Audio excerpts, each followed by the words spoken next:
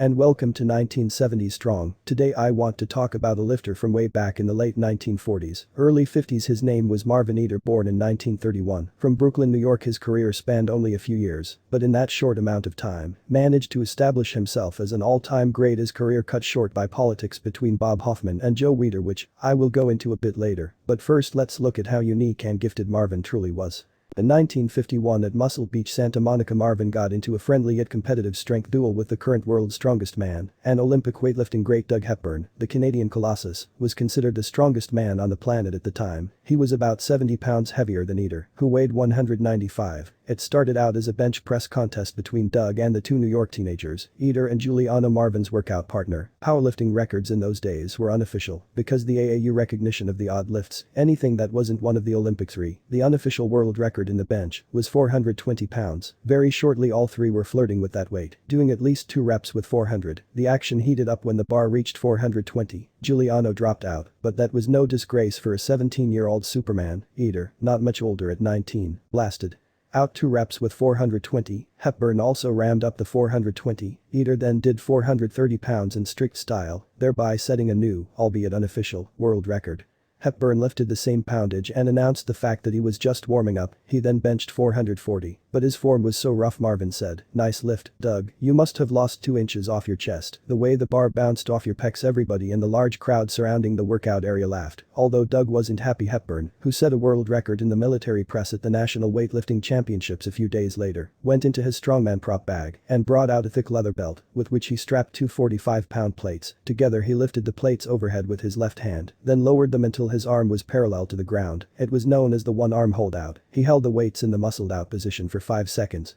The crowd gasped and applauded. They went wild when Eder duplicated the feat and held the plates out for 10 seconds. Hepburn performed several other lifts, and to the astonishment of all those present, Eder matched him of almost every test. The challenge ended with Marvin doing 10 one-arm chins with his left hand and 11 with his right. Doug responded by doing a one-arm handstand. This performance, along with word of mouth about this young genetic marvel, soon spread. After all, back in this era there was no social media or internet, magazines, and competitive results were how reputations were made, and his ability to keep up with legendary strongman Hepburn, who outweighed him by 70 pounds, cemented Marvin in the minds of all who witnessed it. The training Marvin did to max out his insane genetic gifts were similar to most in his era, and even later on, into the 1950s, 60s and 1970s, as we learned from Pat Casey's strength program, these old school men worked out in a very high volume style. The programs Marvin used as he progressed from beginner to elite were as follows: train 3 times a week on alternate days. Perform each exercise listed for 3 sets of 8 reps the first 2 weeks. After 2 weeks increase to 4 sets of 6 to 8 reps. Then deload for a week. Then increase to 5 sets of 5 to 7 reps on each exercise for a month. Take another deload week, then increase to 3 sets of 3 to 5 reps and 3 sets of 6 to 8 reps on each exercise for a month. Relax and rest between each set until you have fully recuperated enough to go on. Schedule your workout so that you will have enough time to go through it without rushing. Don't add any other exercises. Warm up before each exercise. Get on a 5 to 6 meal a day diet, eating a protein-rich meal or snack every 3 hours or so. Consume at least 1 gram of protein for every pound of body weight, plus an additional 10% for growth. As your weight increases, increase your intake. Stick to about 30 calories per pound of body weight and keep the junk to a minimum. 8 to 9 hours of sound sleep will increase the speed of your gains, both in strength and size. Then as he advanced he would do split training. Upper body one day, legs and midsection the next day. Then as he advanced beyond that he started to do Olympic lifting, along with the bodybuilding and strength training, and at that time it went to 4 times a week where he would work out Monday and Tuesday, rest Wednesday, work out Thursday and Friday, and rest the weekends, because the training was exceptionally heavy, and even with his mutant natural recovery ability, he needed the rest and recuperation.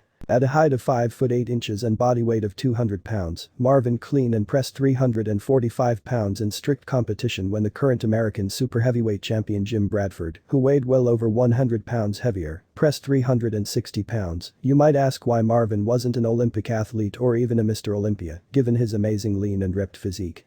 The answer is politics.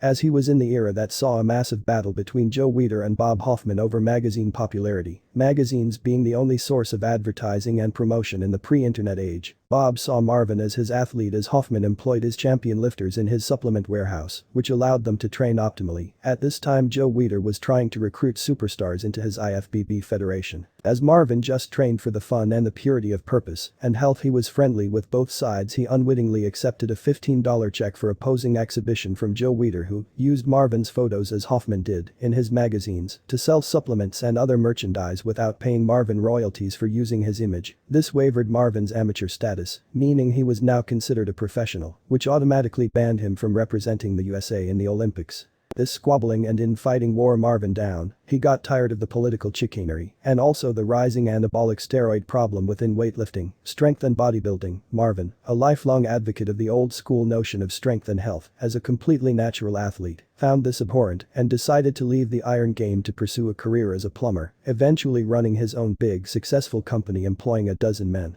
Even today, many decades later, experts argue about the genetic limits to a drug-free human's muscle and strength limits. Marvin at his peak had a lean body weight of 203 pounds. He was 10% fat or even leaner at 5 feet 8 inches tall, which gives him a fat-free mass index of 27.779. Anyone, according to researcher Lyle McDonald, who gets over a 25% fat-free mass index that isn't a sumo wrestler is a genetic anomaly and is highly unlikely to be natural. The cold, hard truth of the matter is that Marvin Eder is in the mythical 1% of humans that have, by happy accident, stumbled upon a sport that suits their build, physical structure and muscle insertions, and have everything that is needed, naturally, to excel at their chosen sport.